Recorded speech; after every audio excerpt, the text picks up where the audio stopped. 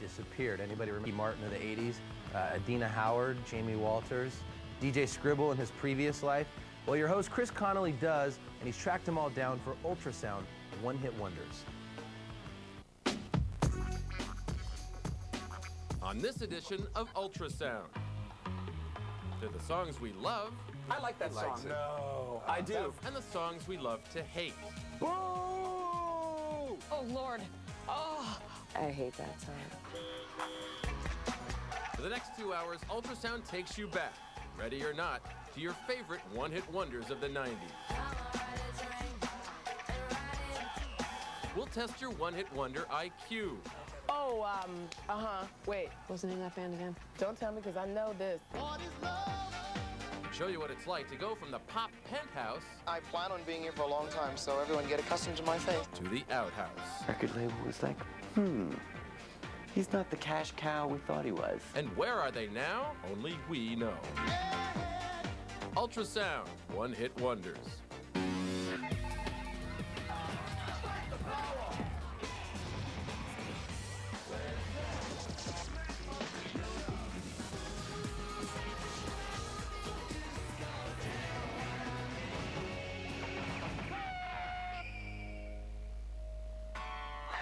What qualifies to me as a one-hit wonder is a song or an artist who had a huge, like, chart topper, everybody knew the words to. And the first thing that enters your mind is, who is this? And then the band starts believing that they're going to be the next Stones. And then you never hear from them again. What is a one-hit wonder? Usually it's a tag for an act with just one mainstream hit to its credit, however memorable that hit was. There's certain ways you can assure yourself that you're only going to have one hit. One of them is to sing in a foreign language.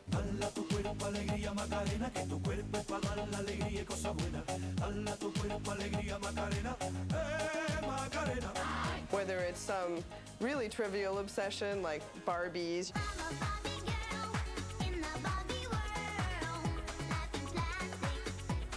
it can be something very, very silly, just like a goofy phrase.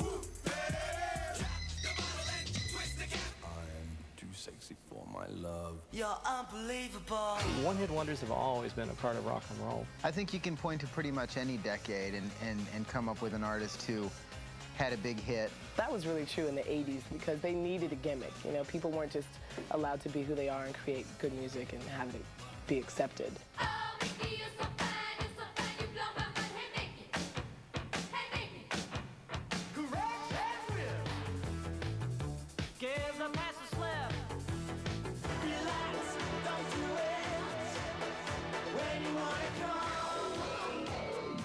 Big hair today, shorn tomorrow era of the 80s was a one-hit wonder breeding ground.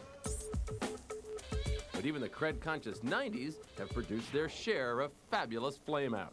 Right now, currently in the 90s, we're going through a radical increase in the number of one-hit wonders. I mean, not to really milk a cliche, but it could have something to do with the millennium. I mean, it could have something to do with the fact that the society in general is in a mood to rifle through a lot of different trends. Right here, right now.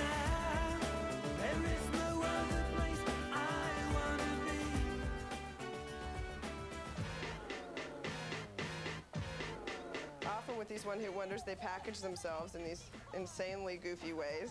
And then they go say, oh, but I'm I'm an artiste. I mean, come on, you know. You put on the brightly colored, goofy clothes, you know. I'm sorry, but you're doing it to yourself. The music industry isn't always interested in a band's follow-up either. A lot of these bands that are deemed one-hit wonders really just get f***ed by the business. Record companies have always been responsible where they're going to delegate the monies to get the records into the store, to get the record heard, and record companies can determine in large part whether or not you're going to get a chance at a second hit. Funny how one-hit wonders can produce singles that become pop culture landmarks. They are the touchstones of our shared history in pop music. They'll always remember where they were when they heard it. They'll always remember what age they were and what they were doing. I remember, I lost my virginity. I got my first car. We went to Europe and we heard it over there. It's Crush. It's all Crush. It's all infatuation, and you never get sick of them. You know, and they never turn into U2. They never come out with some, like, ridiculous arena tour. They never, they never come up with some boring benefit single or anything like that. It's all crush. No crash. But after the lovin' comes the leavin', as the public tires of the hit and turns on the artist.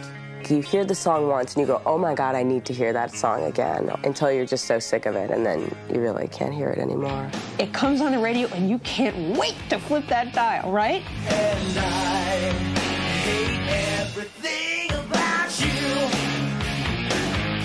I almost wish you could have like a week break, that everybody says, okay, we're not gonna play over a week, because then you actually get to miss it if you really liked it. Otherwise, you're just like beating it in your head and you're like, shut it up. The song may get deposited in our communal memory bank, but the artist gets slagged as a mere one-hit wonder. It's a pretty dismissive term. Just look at the title. You're a one-hit wonder, and that's all you'll ever be. An artist is not a one-hit wonder until after they haven't had another hit. So it's like closing a door, like, okay, you're not coming back. But is being a one-hit wonder really that bad? It's not as bad as being called a serial killer, I suppose, but I mean, yeah, it can't be very flattering to walk into a bar and somebody calls you a one-hit wonder and a little loser.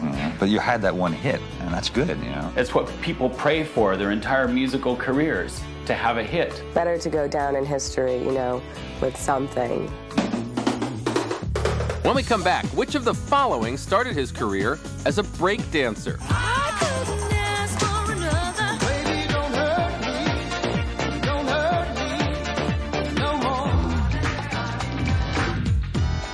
Rico,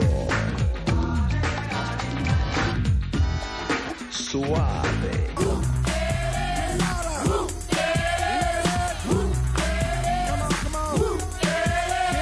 Coming up, dance songs. They hit the floor, then hit the door.